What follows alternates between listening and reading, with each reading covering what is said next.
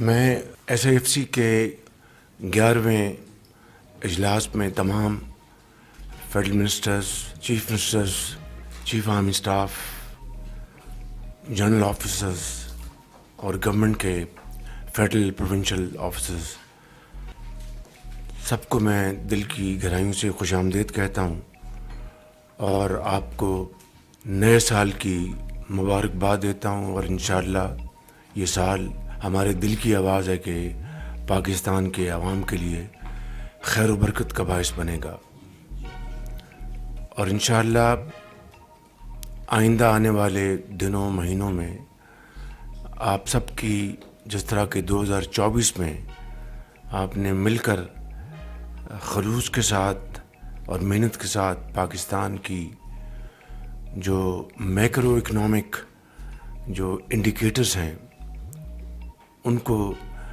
اللہ تعالیٰ کے بے پایاں فضل و کرم سے بہتر کیا ہے۔ انشاءاللہ یہ سال پاکستان کی جو معاشی ترقی ہے، جو گروتھ ہے، یہ انشاءاللہ اس کی نوید ہے۔ آج پاکستان میں جو انفلیشن ہے وہ 2018 کے بعد وہ 4.1% پہ CPI ہے۔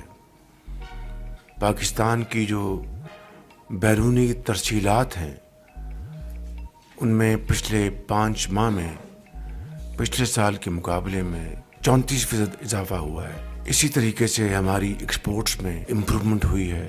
ہمارے فارن ایکسچینج ریزروز $4 بلین سے اب $12.5 بلین پہ پہنچ گئے ہیں۔ اسی طریقے سے پالیسی ریٹ بینکوں کا 13% پہ ہے، اور اگر ریئل انفلیشن کو اگر آپ لیں تو آج کم از کم 8 پوائنٹس کا سپیس اویلیبل ہے اسٹیٹ بینک کے پاس کہ اگر وہ پالیسی ریٹ کم کرنا چاہیں۔ اسٹاک ایکسچینج تاریخ کے سب سے اونچی سطح پہ ہے۔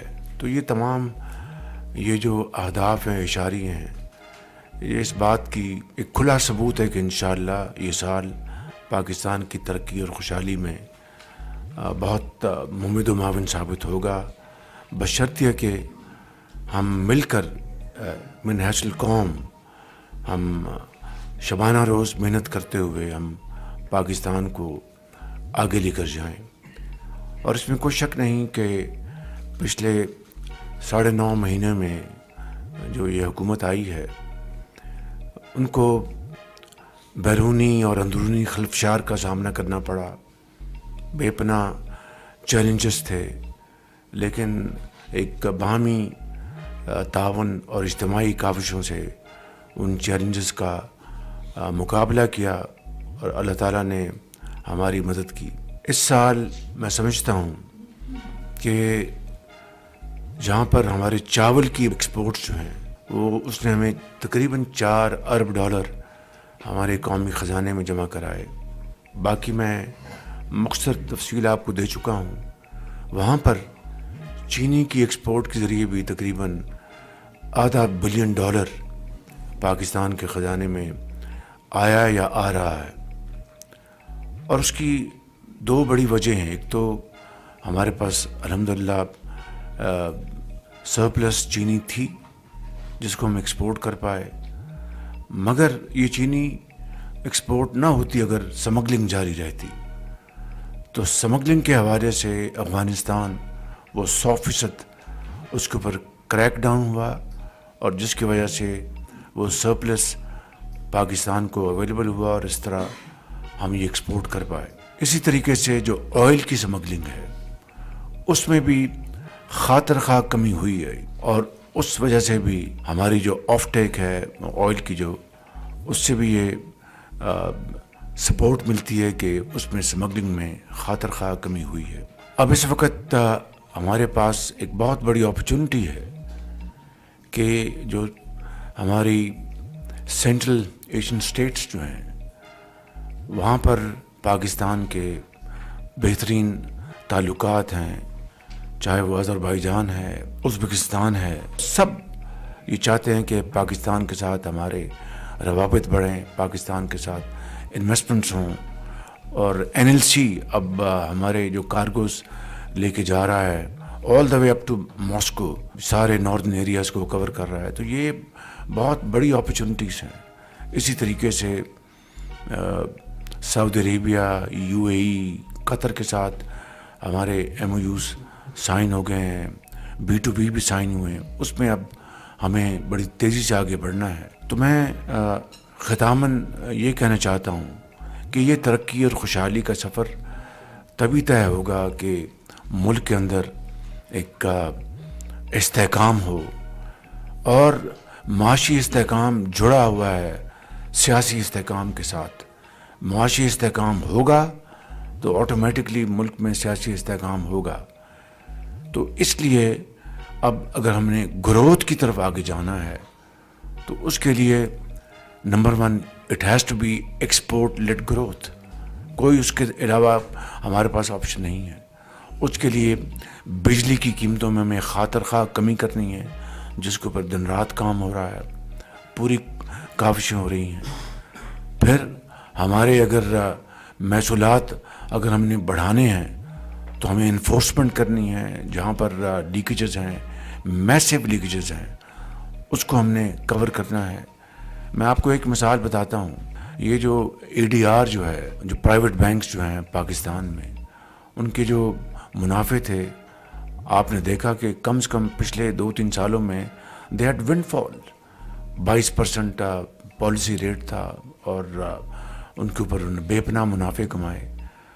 اب ہم نے اس میں DPM، اس میں فائنانس منسٹر، اس میں ان کی پوری ٹیم شامل ہے، گورنر اسٹیٹ بینک، ہم نے مل کر ایک طریقہ نکالا اور 72 ارب روپے ان سے ہم نے یہ وصول کیے ہیں. یہ اپنا جو کہ خزانے میں آ چکے ہیں. اسی طریقے سے یہ چھوٹی چھوٹی جو کامیابیاں ہیں، اچیومنٹ جو ہیں، اس کو نہ صرف ہم نے سیلیبریٹ کرنا ہے بلکہ ان کو ملٹیپلائی کرنا ہے. یہ جو FBR اور راشد نگریال جو کہ بڑا قابل ایک آفیسر ہے، ایماندار آفیسر، اور بڑے اسی ہال میں بڑے ایماندار آفیسرز بیٹھے ہیں دونوں سائڈوں پہ، بڑے قابل ہیں، جو کہ پاکستانی ان میں کوٹ کوٹ کے بھری ہے. تو ان کی کاوشوں سے آپ دیکھیں کہ فرسٹ ٹائم کراچی پورٹ پہ ایک ٹرائل شروع ہو چکا ہے، فیس لیس انٹریکشن.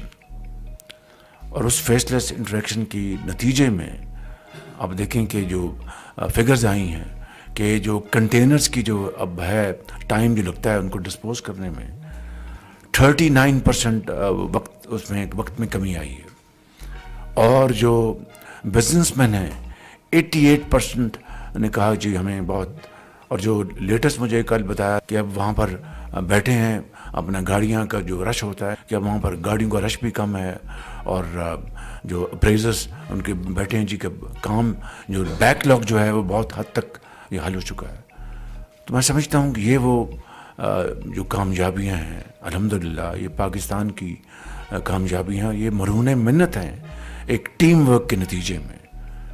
اگر وفاق اپنا رول ادا کر، صوبے اپنا بہترین رول ادا کر رہے ہیں، تو یہ ہر ایک نے اپنا رول ادا کرنا ہے، ہر ایک نے اپنے کنٹریبیوٹ کرنا ہے. تو میں سمجھتا ہوں کہ اس کے لیے ہم سب نے مل کر سر جوڑ کر ہم نے اپنا راستہ بنایا ہے. اس کے اوپر انشاءاللہ ہم شبانہ روز کام کریں گے تو پاکستان ضرور اقوام عالم میں سر اٹھا کے چلے گا. آخری بات میں یہ کہنا چاہتا ہوں کہ یہ سارا سلسلہ پھر ڈپینڈنٹ ہے کہ ملک میں مکمل امن ہو. Security has become a challenge today. اور یہ بات بدقسمتی سے درست ہے کہ جب وہاں پر افغانستان میں انٹرم گورنمنٹ آئی، بے شمار لوگ چھوڑے گئے. میں اس کو ذاتی طور پر گواہ ہوں، میں جانتا ہوں.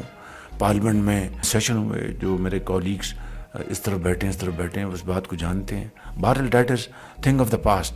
آج ہی چیلنج ہے، آج نے دوبارہ سر اٹھایا، تو اس کا سر کچلے بغیر ہم اپنا آگے نہیں بڑھ سکتے.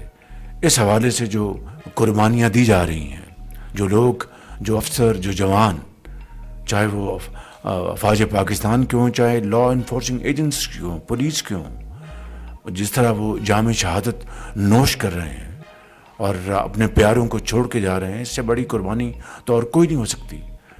میں سمجھتا ہوں کہ نہ صرف اس کی भरपूर हमें इसकी तहसीन और इसका हमें ऑनर करना चाहिए, बल्कि कौम को बताना चाहिए कि ये इस वक्त दोबारा ये जो उसने सर उठाया है उसको ख़त्म करने के लिए हर रोज़ कोई ना कोई वाक़या होता है। और उसके लिए आप देखते हैं कि अपना कहीं 10 लोगों ने शहादत का जाम नोश किया, कहीं 5 अफसर, कहीं FC के, कहीं पुलिस के, कहीं फ़ौज के। तो मैं समझता हूँ कि ये वो एक लाजवाल दास्तान है कुर्बानी की, but it has to achieve it's target, and the target is to defeat this monster again, hands down.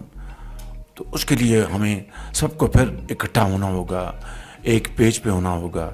मैं सबको मुबारकबाद देना चाहता हूँ कि तारा चनार में अब कल एग्रीमेंट साइन हुआ है, तो दर्जा बदर्जा जिन्होंने भी इसमें कंट्रीब्यूशन की है वो सब मुबारकबाद के लायक हैं। लेकिन इसमें जो ये वाक़या हुआ है इससे सैकड़ों लोग मारे गए दोनों तरफ से, और जो कुछ हुआ इंतहाई अफसोसनाक हुआ। पूरी दुनिया ने देखा कि पाकिस्तान में एक जगह पर जो हुआ ये नहीं होना चाहिए था। बहरहाल मैं समझता हूँ कि ये एक लेसन है, हमें इस किस्म का जो दिल खराश वाक़या है दोबारा क़यामत तक वाक़या नहीं होना चाहिए। मगर ये तब होगा कि सब हम मिलकर एक होकर और अपनी ज़ाती पसंद नापसंद से बालातर होकर हम अगर फैसले करेंगे, उसके ऊपर अमल करेंगे, तो इंशाअल्लाह अल्लाह ताला की नुसरत हमारे सामने हाल होगी। मैं आप सबका बहुत शुक्रिया अदा करता हूँ।